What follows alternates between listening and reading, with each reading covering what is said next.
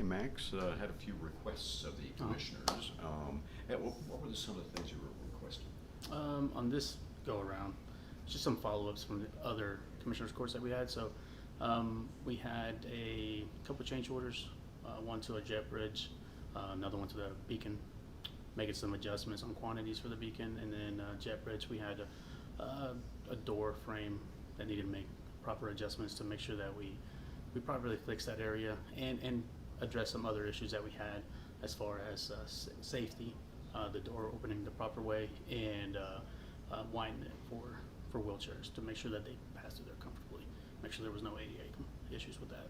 Yeah, I guess, I guess the terminal, when it was built, wasn't really built for a jet bridge. No. I think the bridge that we replaced was the original as far as, before that, they would go through the two doors and go out to the bridge and go up the stairs, and that's what a jet bridge was then. And then they installed a jet bridge for the first time back in 2011, 2012 timeframe. So they had to create a passage for that, create a new door from something that wasn't there. Yeah, and, because it's basically a hallway, so it's bigger than a doorway. Yeah. And so it was kind of, you sort of makeshift attached it, or your predecessor, to make it work. Yes. At the time, they probably had their options, and sometimes, the proper fix could have been maybe right outside of those figures that needed it. And see, maybe at the time it was the proper fix. It's just with time, things started to deteriorate to the point where it started showing those issues.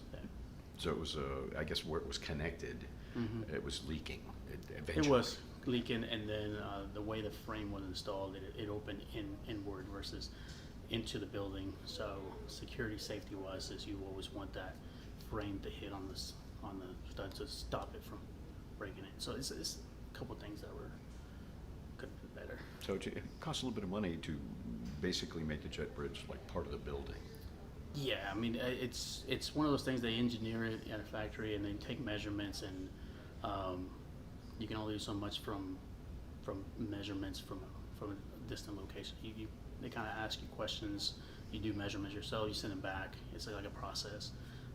The issue is we didn't know what was the main issue until the original bridge was separated from the building. Then we could figure out, hey, we have options. Either we could fix it properly or cut the new jet bridge to kind of fit into the original issue. But all that's going to do is prolong that issue. So we have some options, but obviously the correct option was to.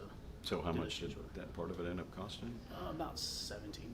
$17,000 to basically get the jet bridge attached to the building. To the building rather than to a frame attached to the building. Yeah. Door frame, yeah. Yeah, right. And it's so, but this is permanent.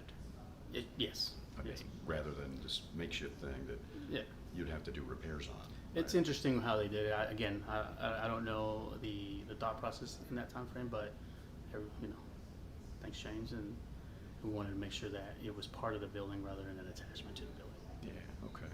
And then you also requested some hurricane tie downs. We did. They're called hurricane, but it's really for high wind. The jet bridge itself has a setting where when you know the winds are coming, you set it to a certain specific reduction of it and lower it. But even then, we've had some experiences with two since I've been here where high winds really move that jet bridge around. So is this an additional security component? We don't want to lose a jet bridge that we just installed due to high winds. So. Yeah. Well, that makes sense. Safety. And then you also made a request with the beacon? Yes. So we're finalizing that payout, and we used less quantities than originally estimated. So we were just kind of doing a reduction on that and making changes to the contract. Okay. And then a fire suppression vehicle. Yes. So that's been an ongoing project. A lot of these projects have been ongoing for a while now. It usually takes about 3 years to see an FA project from start to finish. So this is one of the ones that we've been discussing for about 1.5 years, almost 2 years, and we finally awarded that contract. It's already gone through the whole grant process and everything. So now, once we get that back to them, they'll already start the process of developing that ARF vehicle, and it'll probably be another year to year and a half before we get it in place. It's just a long process. Yeah, that takes a long time to build them out because they're custom built. They are. And it's over $1 million, is that right? I think it's about $1 million, and $1.3 million or something like that? we round down on this one. Okay. And then, but a lot of it's paid for with a grant. It is. Yeah. It's a 95-5 match, so the FAA will pay for 95% of that. Yes, sir. All right. Good deal. And we go through a long process to make sure that everything that we want in the vehicle will support what we need safety-wise at the airport, at our airport specifically. Right. And then I guess you also had another problem with the high winds that keep coming up here. Tearing up part of the building? Or? Yeah. We had an issue with that, and our external of the building has come to, and then the life expectancy of that EFIS material is failed. There's not really much you can do now to repair it. So the next thing is to replace, and we're going to go with a completely different system. And high winds also caused some damage that we've kind of long knowing that this project was coming, and we were able to get some of this on the grant as well, which again, that's a 90-10 match. So we're going to upgrade that building and make sure that we stop some of those leaks. What's the cost on that? We don't know yet. It's going out for bidding right now, so we have a budget estimate about $1 million and some change, but we'll see what those bids come in at. Yeah. So it could be more or less, hopefully less. Yeah. And so sometimes you're surprised. Yeah.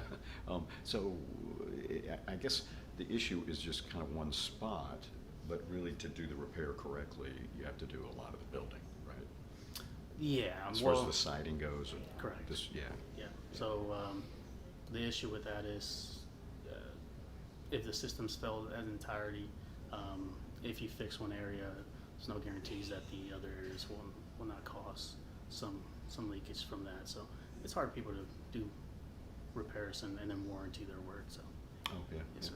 Makes sense. All right. Anything else? No, sir. I don't think that's it.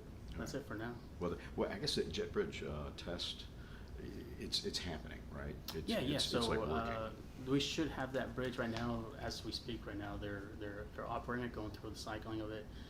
They'll get with American Airlines, check their limits on the aircraft, what their limits are for the aircraft, program those into the jet bridge, and then we should get it back hopefully today, if not tomorrow, and then start our training on it for another 2 or 3 days, and then once we're good up and trained with our personnel, American and whoever operates the jet bridge, we'll release it back to be used on the next flight as soon as possible. Yeah. And you were telling me it's very technical.